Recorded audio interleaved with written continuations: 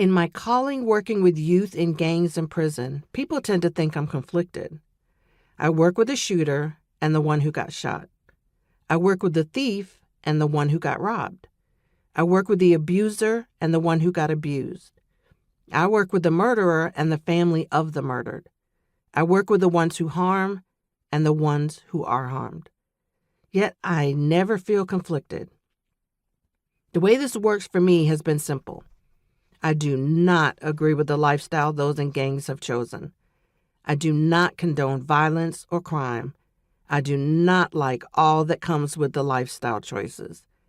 But I understand. And understanding leads to mercy and compassion. Once you hear the stories of others, you understand how they have found themselves lost in gang culture, violence, and crime, how they have become lost in abuse, homelessness, and sex work. For some, it's a choice. For others, it's impossible to make any other choice. For example, generational gang membership. I hope after listening to this book, the listener will move beyond making assumptions and judgments to listening and developing a connection that leads to deeper understanding, therefore igniting compassion and mercy. One hot summer afternoon, I was driving down a very busy Cicero Avenue. There was dead-stop traffic in both directions, so I was able to see what was going on at the side of the road.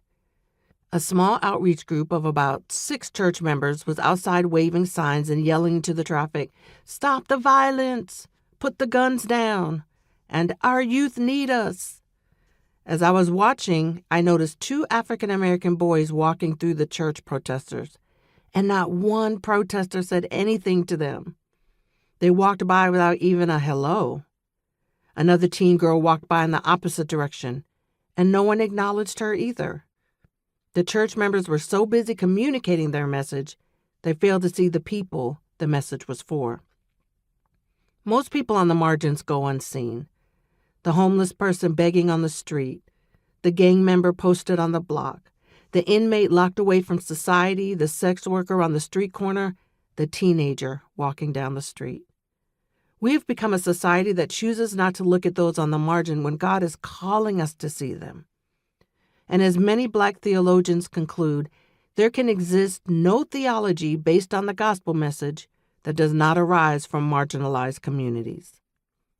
Marginalized communities are those excluded from mainstream social, economic, educational, and/or cultural life, and marginalization occurs due to unequal power relationships between social groups. Marginalized groups have less access to services and opportunities. A person on the margin of a situation or group has very little power, importance, or influence, and receives little to no attention.